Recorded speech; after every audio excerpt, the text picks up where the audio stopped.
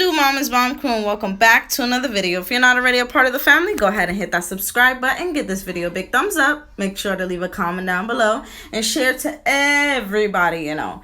If you like cleaning motivational videos, mommy life, just organization videos, you are in the right place. Make sure to hit that subscribe button and stay tuned for future uploads because I am bringing it to you guys.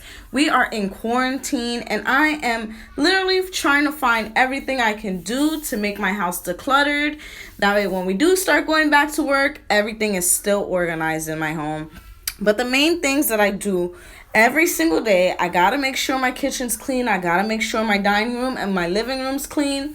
My bedroom has to be clean, but I can tell you there are some spots that aren't quite organized. But we're gonna be tackling pretty much every little space in my house during this quarantine.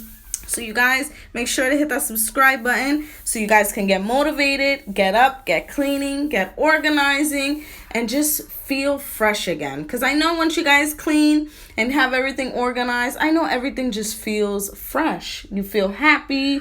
You feel like you could just lay down, kick your feet up. You don't got to worry about much. And that's pretty much where I'm trying to get my life at right now.